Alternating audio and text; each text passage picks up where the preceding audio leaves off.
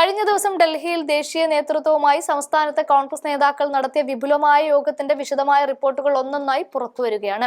2026 ലോക്സഭാ തെരഞ്ഞെടുപ്പിലേക്ക് ലക്ഷ്യം വെച്ചാണ് കോൺഗ്രസ് ഡൽഹിയിൽ ഒത്തുചേർന്നത്.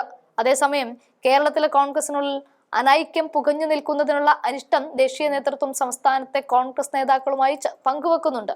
നേതാക്കൾക്ക് കർശനമായ മുന്നറിയിപ്പാണ് നേതൃത്വം നൽകിയിട്ടുള്ളത്.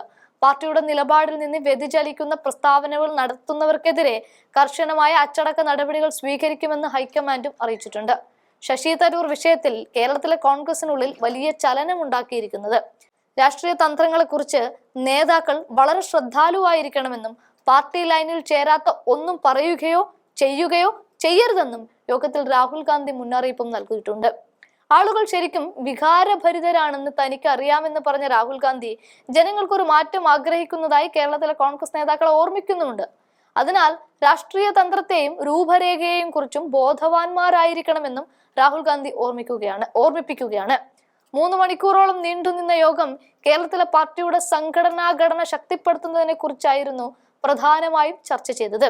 ഒഴിവുള്ള തസ്തികകൾ നികത്തേണ്ടതിന്റെയും നേതാക്കൾക്കിടയിൽ ഐക്യം വളർത്തിയെടുക്കേണ്ടതിന്റെയും അടിയന്തര ആവശ്യത്തെക്കുറിച്ചാണ് AICC അധ്യക്ഷൻ മല്ലികാർജുൻ ഖാർഗെ കേരളത്തിലെ നേതാക്കളെ ഓർമ്മിപ്പിച്ചത്.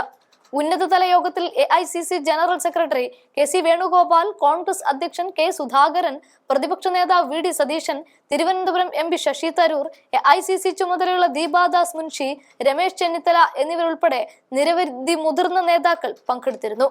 കേരളത്തിലെ എല്ലാ പാർട്ടി നേതാക്കളും തെരഞ്ഞെടുപ്പിന് മുൻപ് ഒരു ഏകീകൃത രൂപരേഖ അവതരിപ്പിക്കണമെന്നാണ് മറ്റൊരു സുപ്രധാന തീരുമാനം.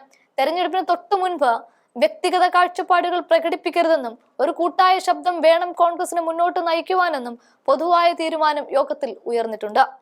ഇത് പക്ഷേ പ്രാവർത്തികമാക്കണം. ഇനി മുന്നിലുള്ളത് മാസങ്ങൾ മാത്രമാണ്. കോൺഗ്രസ് മത്സരിക്കുന്നത് 90-ൽ പരം സീറ്റുകളിലാണ്. ഈ സീറ്റുകളിലേക്ക് സ്ഥാനാർത്ഥി നിർണയമടക്കം പൂർത്തിയാക്കേണ്ടതുണ്ട്. അതിനു മുൻപ് തന്നെ പാർട്ടിയിൽ ഐക്യമുണ്ടായില്ലെങ്കിൽ അത് എല്ലാ പ്രവർത്തനങ്ങളെയും ബാധിക്കുമെന്നും ദേശീയ നേതൃത്വം ഓർമ്മിപ്പിക്കുകയാണ്.